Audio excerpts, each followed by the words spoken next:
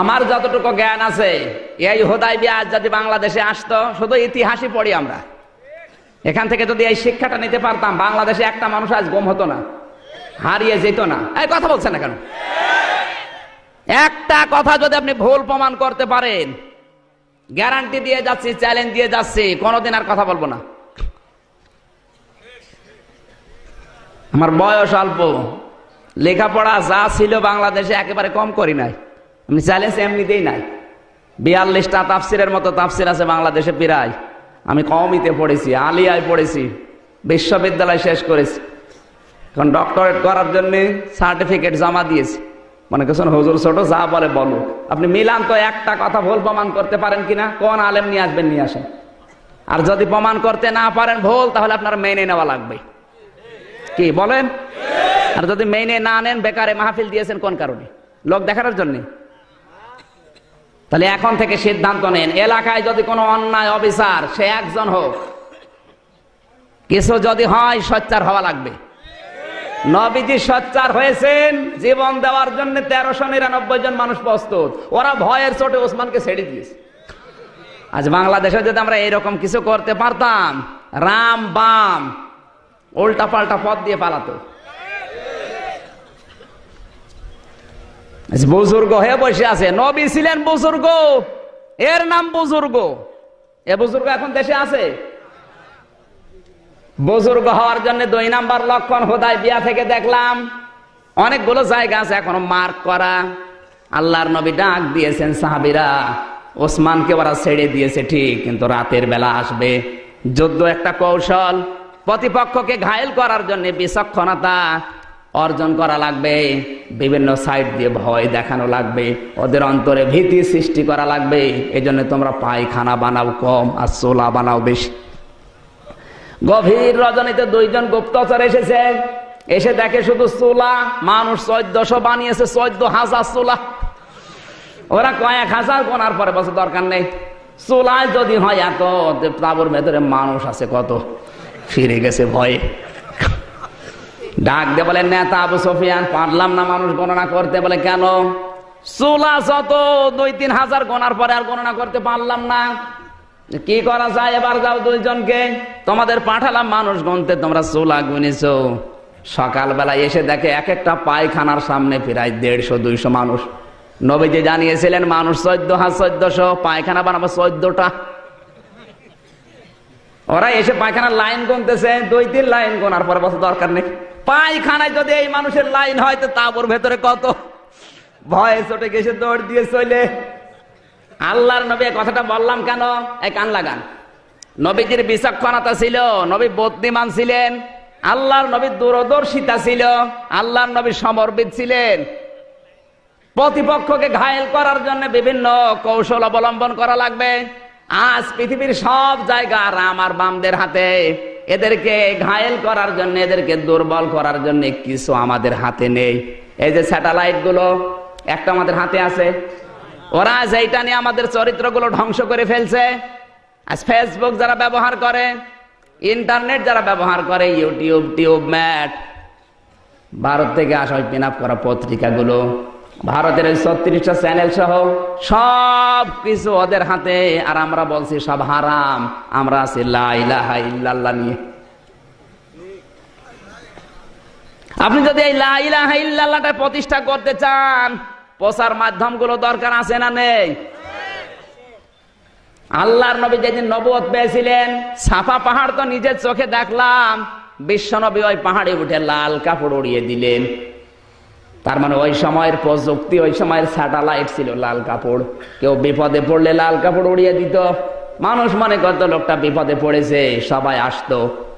আল্লাহর নবী যদি ওই সময়ের প্রযুক্তি ব্যবহার করে কালেমার দাওয়াত দিতে পারে, আজও বাংলাদেশে পত্রিকার মাধ্যমে, ইউটিউবের মাধ্যমে, স্যাটেলাইটের মাধ্যমে, প্রযুক্তির মাধ্যমে কোরআনের দাওয়াত প্রচার করা ফরজ।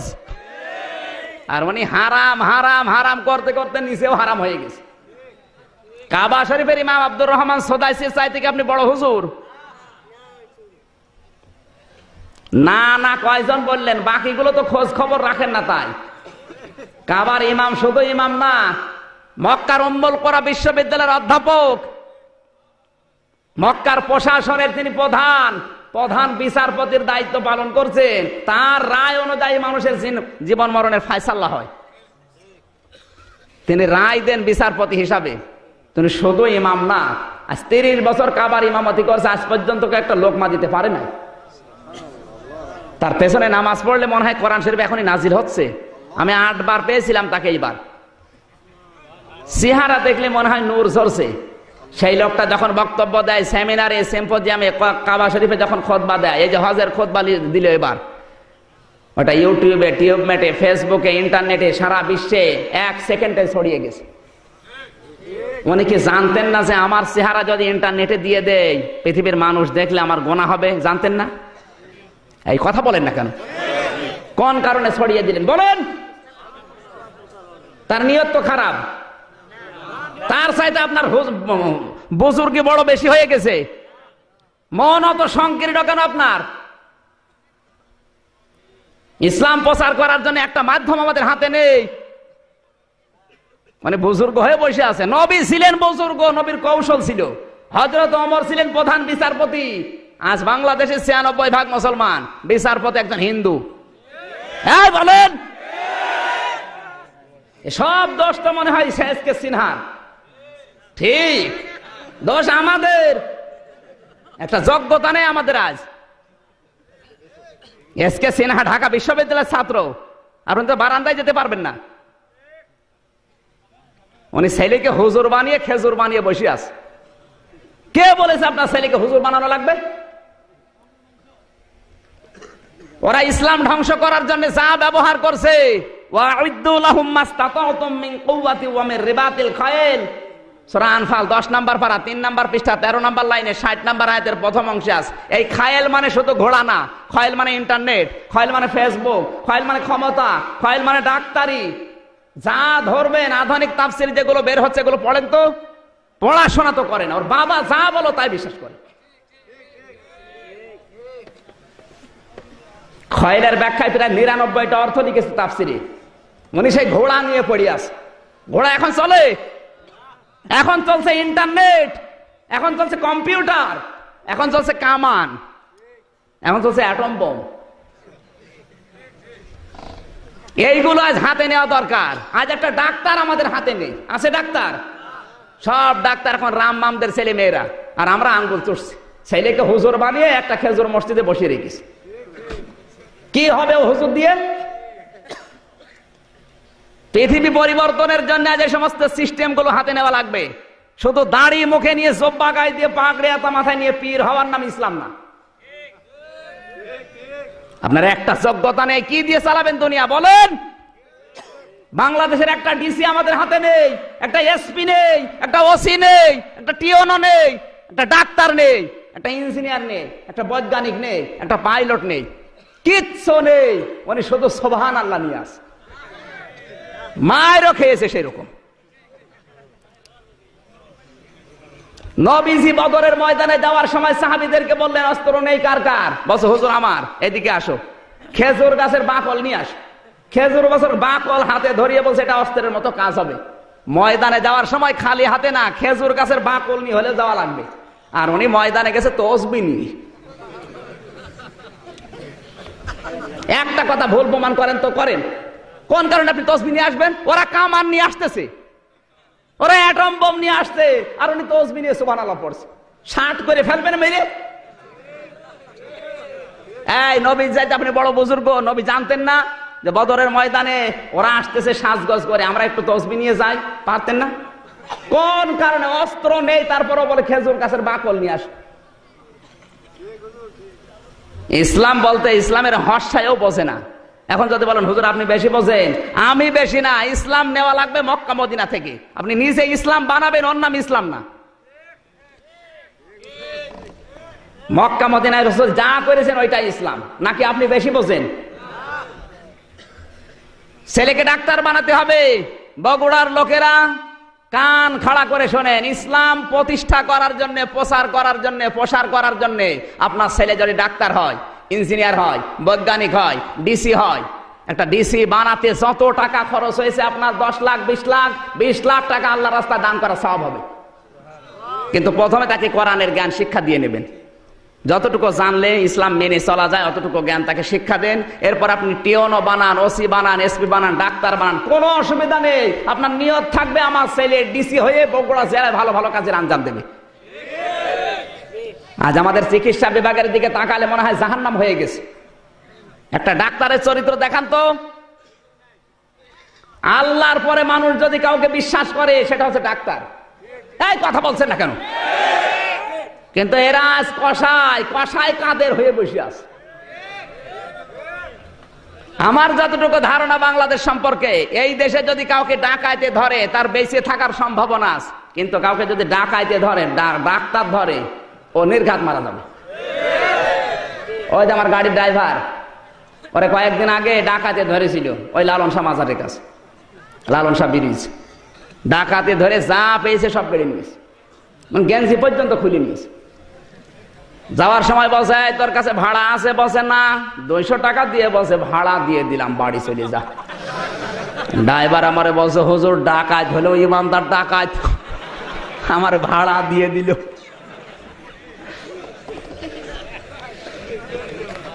আর একটা ভালো মানুষ নিয়ে যান ডাক্তারের কাছে, পেট কেটে খুঁতো করে দেবে। চাটি বাটি ঘটি বাটি বিক্রি করে নিয়ে যাবেন, সব তো নেবেই নেবে, বাড়ি আসার সময় ভাড়া দেবে। কারণ ডাক্তার তো ওই রকম ডাক্তার বানাতে পারি না। আজ ডাক্তার গুলো যদি আমরা তৈরি করতে পারতাম রাজশাহীর ডাক্তার ফাতেমা সিদ্দিকার মতো, ফরিদপুরের ডক্টর শাহিন জর্দারের মতো, চট্টগ্রামের ডক্টর আব্দুল মুবিনের মতো, এই সমস্ত ডাক্তার উপহার দিতে পারলে চিকিৎসা বিভাগ হয়ে যেত দুর্নীতিমুক্ত। আর এমন ডাক্তার পেয়েছি, হাত ধরার পরে 1000 টাকা বিল, 5টা রিপোর্ট, কোন জায়গায় দেখাতে পারবা না, আমার জায়গায় দেখি আবার নিয়ে আস। এইরকম ডাক্তার আছে না? আছে মানে ডাক্তার না, ছেলে কার আপনি হিসাব করে দেখেন, ওর বাবার আমার বাম। এই জন্য বলছি শুধু হুজুর বানানোর দরকার নেই, কোনো দরকার নেই হুজুর বানানোর। হুজুর অনেক আছে। আজ পৃথিবী পরিবর্তনের জন্য ভালো মানুষ দরকার। ওরা যেইটা ইসলামের বিপক্ষে কাজে লাগাচ্ছে ওইটাকে ইসলামের পক্ষে উল্টিয়ে কাজে লাগাতে হবে। এই স্যাটেলাইট, এই মিডিয়া, আপনি ডাক্তারি বিভাগ বলেন, ইঞ্জিনিয়ার বলেন, বৈজ্ঞানিক বলেন, পাইলট বলেন, সব জায়গায় এখন ওরা 2 নাম্বার করে ফেলেছে। আমরা যদি এখন উল্টিয়ে ওইটা ইসলামের পক্ষে কাজে লাগাতে পারি, ইসলাম উপরে উঠবে না নিচে নামবে? এই সহজ সহজ কথাগুলো বোঝেন না কোন কারণে? আপনি তাকওয়া অর্জন করে বসে আছেন, ওর নাম তো তাকওয়া না। নবীজির কৌশল ছিল আপনার কিচ্ছু নেই, তাহলে নবীর চাইতে আপনি বড় বুজুর্গ? এবার আমি হাদিস দিয়ে বলছি তাকওয়া কাকে বলে। কষ্ট হচ্ছে? 2টা বেজে যাচ্ছে, তা মানুষের কষ্ট হচ্ছে না? মানে তাকওয়ার যতগুলো অর্থ আমি দেখেছি, এই কান লাগান, তাকওয়ার যতগুলো অর্থ আমি দেখেছি, তাকওয়ার 1 নাম্বার অর্থ একটা একটা করে আমি 99টা বলছি। এই কান লাগান না, আপনাদের মন নেই। এই ওঠাউঠি করে এরা কারা? পেশাব করবে, পেশাব বাদ দিয়ে যদি অন্য কারণে ওঠে ওর খবর আছে। ক্লাস 3 পড়ে, ক্লাস 3 একটা ছেলে বই খাতা ব্যাগ নিয়ে এসে হেডমাস্টারের কাছে বলছে, স্যার হয় ছুটি দেন না আমি গেলাম। পরে ছুটি দেওয়া লাগবে। স্যার দেখছে ও ছুটি দিলেও যাবে না দিলেও যাবে, কারণ যে পজিশন নিয়ে এসে দাঁড়িয়ে আছে। পরে খোঁজ খবর নিয়ে দেখা যাচ্ছে ওর রোল নাম্বার 82। ক্লাসে ছাত্র 82টা, রোল নাম্বার 82। ও খুব ভালো ছাত্র, ওর জীবনের কোনো উদ্দেশ্য নেই, এমনি ও তো যাবেই, ও ছুটি দিলেও যাবে। এখানে পোশাক পায়খানা বাদ দিয়ে যদি কোরআন ভালো লাগছে না এই মনে করে কেউ চলে যায়, ওর রোল নাম্বার কত? এখন দেখেন কোনটা ওঠে, যেইটা উঠবে বুঝবেন ওর রোল নাম্বার 82। আগে জিজ্ঞাসা করেন, ভাই আপনি যাচ্ছেন কোথায়? তাকওয়ার 1 নাম্বার অর্থ শোনেন। তাফসিরে মুফাসসির লিখেছেন, যেখানে যে দায়িত্ব পাবে ওই দায়িত্বটা সঠিকভাবে পালন করার নাম হচ্ছে তাকওয়া। কথা বোঝা যায়নি? এই যে এখানে সভাপতির নাম দেখলাম, আলিম মাদ্রাসার সহকারী মাওলানা, ওনার সরকার 8 ঘন্টা ডিউটি কিনে নিয়েছে। ওই 8টা ঘন্টা ছেলে মেয়েদেরকে মানুষ করার জন্য তাদের পেছনে শ্রম দিতে হবে, এইটাই হচ্ছে তার তাকওয়া। এইরকম তাকওয়া যদি দেশের মানুষ সবাই পালন করে, কোনো আতঙ্ক থাকে আর? এবার হাদিস শরীফ থেকে বলছি আমি, বিশ্বনবী মসজিদে নববীতে নামাজ পড়ে ঘরে বসলেন, ফজরের নামাজের পরে বললেন, সাহাবীরা আমি একটা হাদিস তোমাদেরকে শোনাবো, কান লাগাও। সবাই কান পেতে আছে। বিশ্বনবী বলেন, বনি ইসরায়েলের 3 যুবক কোথাও রওনা হয়েছে, হঠাৎ বৃষ্টির কবল থেকে বাঁচার জন্য তারা এক পাহাড়ে আশ্রয় নিয়েছে। পাহাড়ের ভেতরে ঢোকার সঙ্গে সঙ্গে উপর থেকে একটা পাথর গড়তে গড়তে এসে পাথরের মুখ গেছে আটকিয়ে। 3 জন মিলে ঠেলা আরম্ভ করে, কিন্তু নড়ে না পাথর। শেষ পর্যন্ত ওরা সিদ্ধান্ত নিয়েই ফেলেছে, এখানে চেল্লা পাল্লা করলে কেউ আসবে না, কারণ মরুভূমি এলাকা। 100 কিলো 200 কিলো চলে যাবেন, কোনো বাড়ি ঘর নেই, শুধু পাথর, পাহাড় আর বালি আর মরুভূমি, কিচ্ছু নেই। আওয়াজ দিলে তো কেউ আসবে না, মরা ছাড়া উপায় নেই। বাধ্য হয়ে 3 জন নিজেদের জীবনের দিকে তাকিয়েছে। এই কান লাগান, এখানে একটা শিক্ষা আছে। আমি শুধু হাদিস বলি না, যেখানে যা বলি ওখান থেকে শিক্ষা বের করি। তারা 3 জন মিলে কিন্তু দোয়া করতে পারতেন, আল্লাহ তুমি আমার বাবার ওসিলায় মাফ করো, পারতেন না? পৃথিবীতে কারো ওসিলা নিয়ে দোয়া করা জায়েজ নেই। অনেকে আজ দোয়া করে, খাজা বাবার ওসিলায় মাফ করো। হাদিস শরীফের ভেতরে দেখেছি, কেউ যদি বিপদে পড়ে আরো যদি দোয়া করতে যায়, ওর জীবনের যেই কাজটা আল্লাহর ভয়ে হয়েছে, ওই কাজের ওসিলা দিয়ে দোয়া করা দরকার। আল্লাহ, ওই কাজটা আমি তোমার ভয়ে করেছিলাম, মেহেরবানি করে বিপদ থেকে আমারে বাঁচাও। নবীজি বলেন, যদি এইভাবে দোয়া করে, আশা করা যায় আল্লাহ ওর দোয়া কবুল করতেও পারে। প্রথম নাম্বার লোক দোয়া করছে, রব্বুল আলামিন তুমি জানো আমি একজন রাখাল ছিলাম, ছাগল চড়াতাম। বাড়িতে নিয়ে যাওয়ার পরে দেখি আমার স্ত্রী, আমার ছেলে মেয়ে ক্ষুধার্ত। দুধগুলো দহন করার পরে তাদেরকে দেব, কিন্তু না, হঠাৎ করে তোমার কথা আমার মনে পড়ে গেল। ওয়াকাদা রাব্বুকা আল্লা তা'বুদু ইল্লা ইয়্যাহু ওয়া বিল ওয়ালিদাইনি ইহসানা। আল্লাহ পাক বলেন, আমার ইবাদতের পরে পৃথিবীর মানুষের দায়িত্ব দিলাম মা আর বাবার খেদমত করা। হে আল্লাহ, তোমার এই কথা মানতে গিয়ে ওই দিন আমার স্ত্রীকে দুধ দেয়নি, আমার ছেলে মেয়েকে দুধ দেয়নি, দুধটা আমার মাকে দিয়েছি, যেহেতু তোমার আদেশ। এই কাজটা যদি তোমার ভয়ে করি, মেহেরবানি করে পাথরটা একটু সরিয়ে দাও। আল্লাহর নবী বলেন, শুধু দোয়া করতে দেরি, পাথরটা একটুখানি সরে যেতে দেরি হয়নি। শুধু সুবহানাল্লাহ বলার জন্য এখানে শিক্ষা আছে। বনি ইসরাইলের যুবক হাজার হাজার বছর আগে মায়ের খেদমত করে 3 জন মিলে যে পাথর নড়ানো যায় না, মায়ের হক আদায় করার কারণে যদি পাথর পর্যন্ত আল্লাহ নড়িয়ে দিতে পারে, আজ আমাদের জীবনে যাদের হতাশার পাহাড়, দুঃখের পাহাড়, অন্ধকারের পাহাড় জমা হয়ে আছে, এই পাথরগুলো যদি আমরা সরাতে চাই, মা বাবার খেদমতের বিকল্প কিচ্ছু না। এই পুরা কোরআন শরীফের ভেতরে যেখানে এই মা বাবার নাম, সেখানে আল্লাহ নিজে বলেন, আমি ব্যাখ্যা করে দিলাম। অন্য কোন মানুষের নাম দেখান তো যেখানে আল্লাহ নিজে ব্যাখ্যা দিয়েছেন। কোন মানুষের নাম নেই, শুধুমাত্র মা বাবার নাম যেখানে আল্লাহ দিয়েছেন, সঙ্গে সঙ্গে আমার আল্লাহ নিজের থেকেই ব্যাখ্যা দিয়েছেন। আমার ভাইরা, এই মা বাবা ডিলেট হয়ে যাচ্ছে। অধিকাংশ পরিবারে মা বাবা ডিলেট হয়ে নতুন মা বাবা যোগ হচ্ছে।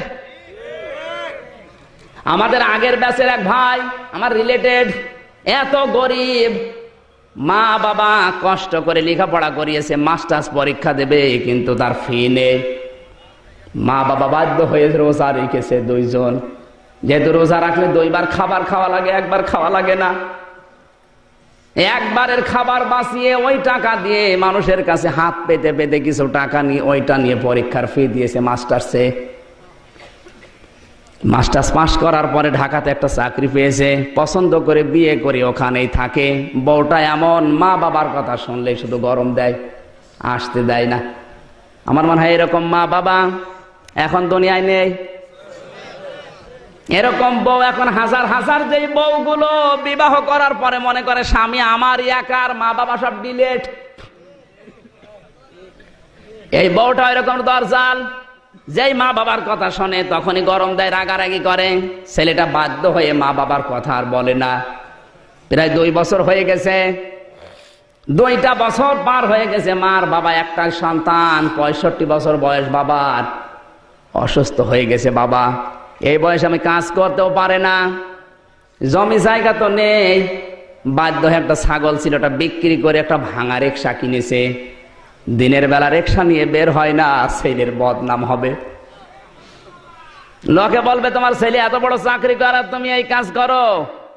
এজন্য রাতের বেলা শীতের সময় ওই যে নাইট কোচ গুলো আসে ঢাকা থেকে, রাতের বেলা মুখ সুন্দর করে চাদর দিয়ে বেঁধে নেয়, মাফলার দিয়ে মুখটা পেঁচিয়ে ছোট্ট একটা গামছা মুখের ভেতরে দিয়ে কথা যেন বেঁধে বেঁধে যায়, মানুষ যেন বুঝতে না পারে। এভাবে বহু কষ্ট করে জীবন চালাচ্ছে। হঠাৎ মায়ের অসুখটা বেড়ে গেছে, 3 দিন খাওয়া দাওয়া বন্ধ হয়ে গেছে। ঢাকাতে ছেলেটা কার সাথে যেন দেখা, এলাকায় জানতে পেরেছে ওর মা 3 দিন কথা বন্ধ।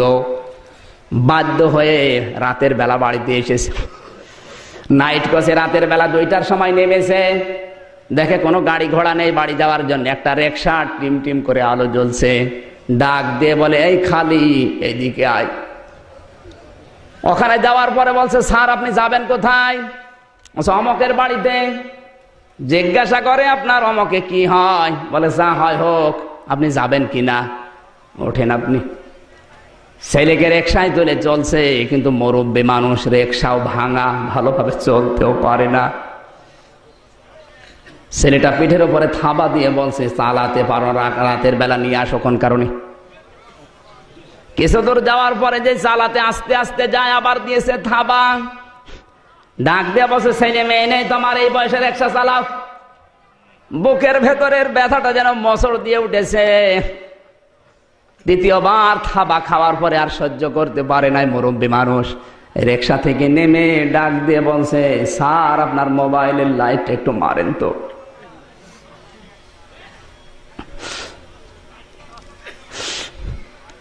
মোবাইলের লাইট একটু বের করেন তো। নিজের চাদর আর মাফলার খুলে ডাক দিয়ে বলছে স্যার আপনি দেখেন তো আমাকে চিনতে পারেন কিনা?